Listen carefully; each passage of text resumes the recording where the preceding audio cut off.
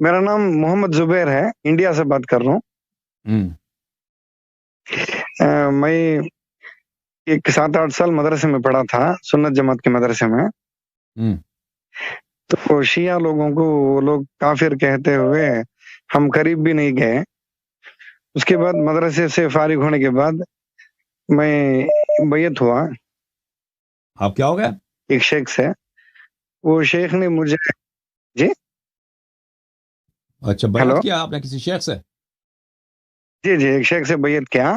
تو وہ شیخ نے مجھے بتائے کہ آپ کا ویڈیو لنک بھیجے، تو حق یہ ہے، یعنی وہ بھی سنت اہل سنت ہیں، مگر شیعہ کا جو بھی عقیدہ ہے وہ ابھی سیکھ رہے ہیں، سیکھ کے اس کو اپنا رہے ہیں۔ اس لیے مجھے بھی وہ دعوت دی ہے کہ آپ سنو، ان سے سوال کرو اور ان کو حق سمجھ میں آئے گا۔ اب میں خود ایک عالم ہوں، یہ آنے کی وجہ جو ہے خاص طور پر یہ موضوع احادیث ہے جو معاویہ کے زمانے میں گھڑی ہوئی تھی۔ تو مجھے اب ایک سوال کیا ہے، یہ جب بھی محرم کا مہینہ آتا ہے، یعنی یہ ٹرننگ پوائنٹ ہے، یعنی ایک انسان کو صحیح حسین رضی اللہ عنہ کے اوپر محبت آنے کے لیے بہت ضروری مہینہ ہے۔ اس مہینہ آتے وقت یہ عاشورہ کا روزہ آ کے اس سب کو بھلا دیتا، سب اس عنوان میں بات کرنا شروع کرتے۔ جو بھی مسجد ہے سب مسجد میں عاشورہ کے روزے کی فضیلت اسی کے بارے میں بات کرتے ہیں۔ میں جہاں تک تحقیق کیا، میرے شیخ نے بھی کہا کہ یہ عاشورہ کا روزہ یہ بالکل یہ ہے، موضوع حدیث ہے۔ جی میرا سوال کیا ہے، تو عاشورہ کا روزے کے بارے میں کیا آپ کا نظریہ ہے؟ یعنی عاشورہ کا روزہ ہمارے نزدیک بھائی صاحب یہ جو جماعت مخالفین نے آپ کی خدمت میں عرض کریں کہ اس دن امام حسین علیہ السلام کی شہادت ہوئی ہے، تو اس دن بہت ہی جو ہے مصیبت کا دن ہے، اور یہ نحس دن ہے، اور یہ کوئی برکت کا دن نہیں ہے۔ اور اہل بیت الطاہرین علیہم الصلاۃ والسلام کا فرمان ہے کہ جو اس دن روزہ رکھتا ہے اس کا ثواب اتنا ہی ہوگا جو ابن مرجانہ، عبید اللہ ابن مرجانہ کا ثواب ہے، اتنا ہی ثواب ہوگا اس کا۔ تو ہمارے نزدیک اس کا کوئی فضیلت نہیں ہے عاشور کے روزے کا، اوکے، بلکہ ہمارے نزدیک، بلکہ ہمارے ہاں امیر المؤمنین علیہ السلام سے روایت ہے کہ یہ احادیث سب من گڑت ہیں کہ یہ کہ اس دن کی روزے کی برکت ہے، اس دن کے روزے کی فضیلت ہے۔ میں آپ کی خدمت میں دکھاؤں کتاب عمالی ہے شیخ صدوق رحمۃ اللہ علیہ کی۔ اس کتاب میں اللہ تعالیٰ کو جزائے خیر دے، میں آپ کی خدمت میں عرض کروں کہ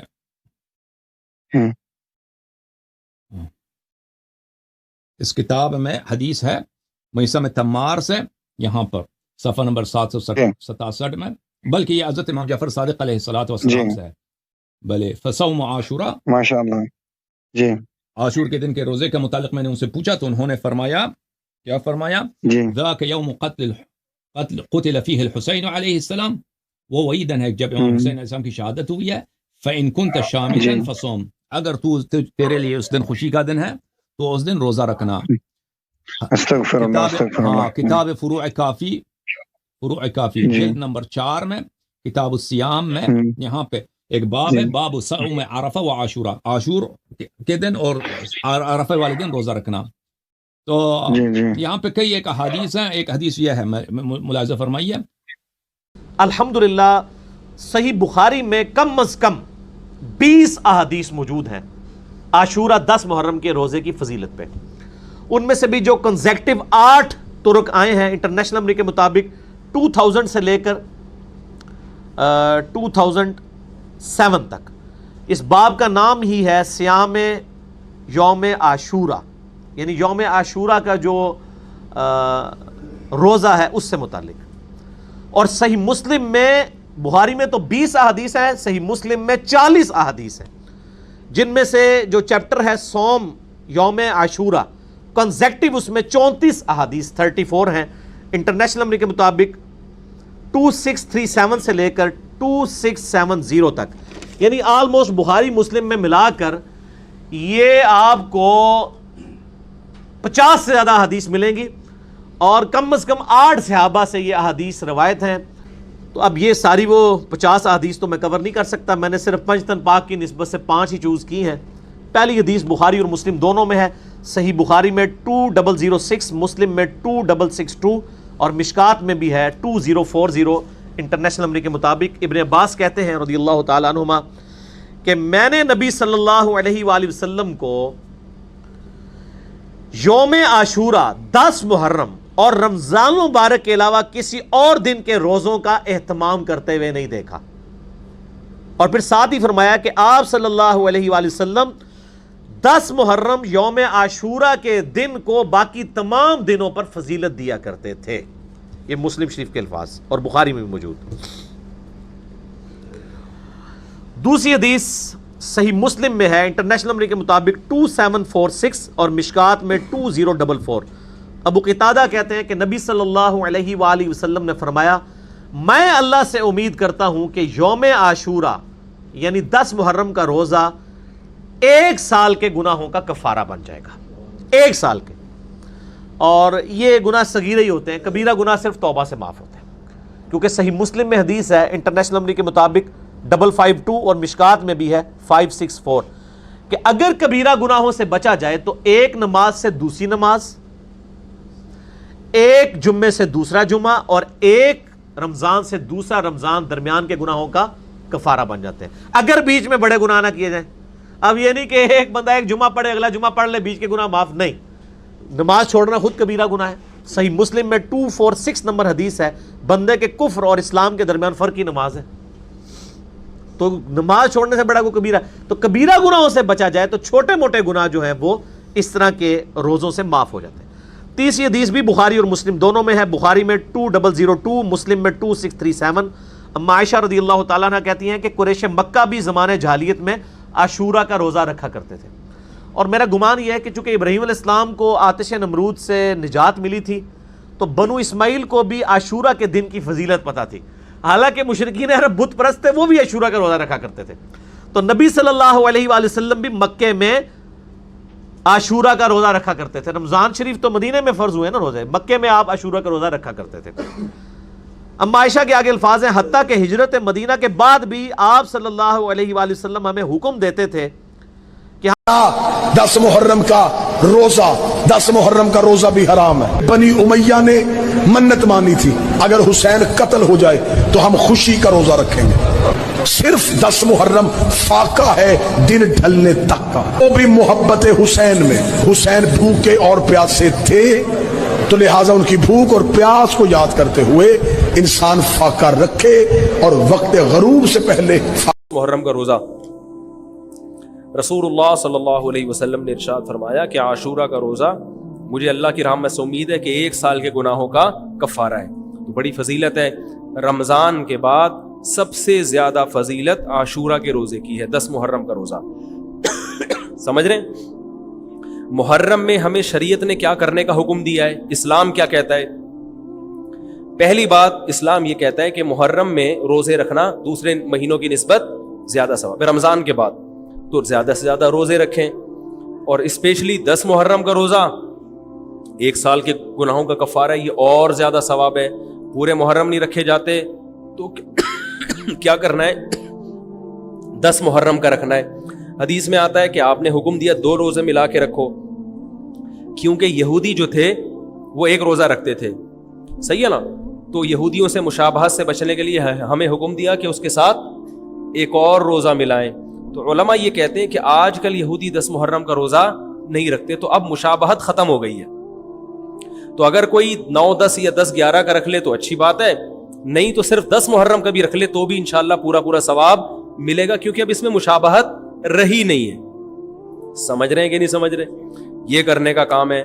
دوسرا کام، محرم میں گناہ دوسرے مہینوں کی نسبت زیادہ، اس کی قباحت زیادہ بڑھ جاتی ہے، کیونکہ 4 مہینے محترم ہیں، شوال، ذیقعد، ذیقعدہ، ذی الحجہ، محرم اور رجب.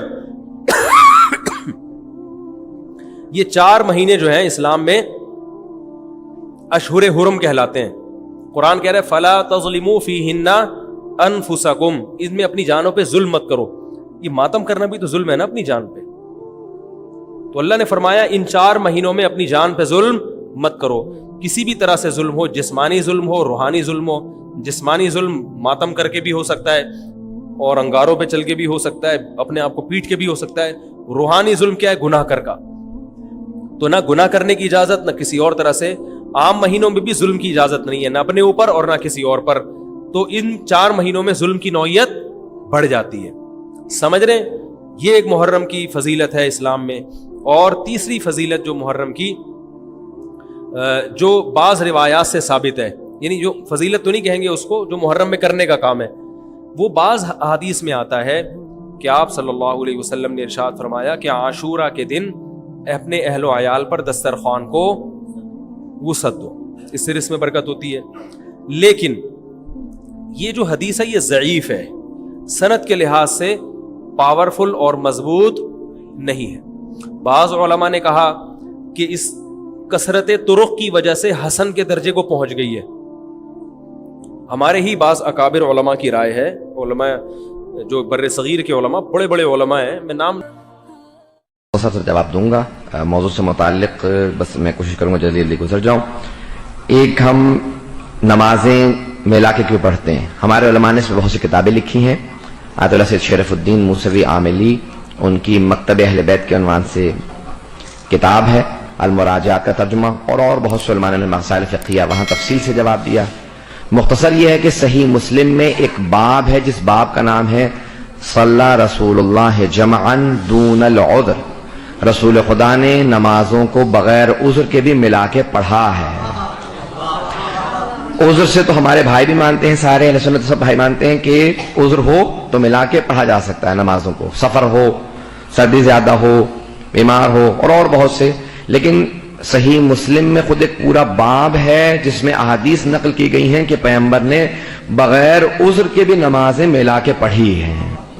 पहले तो बगैर उज़्र के भी यानी जवाज मौजूद है, और पैगंबर से पूछा गया तो आपने कहा कि मैं नहीं चाहता कि मेरी उम्मत नमाजों को छोड़े, मिला के पढ़ लो, नमाजों को छोड़ो मत। दूसरा, रोजे आशूर का रोजा, व तबर्रकत बिही बनु उमय्या वब्न आखिलतुल अकबाद अल-लईन इब्न लईन ज़ियारत आशूरा में जुमले हैं।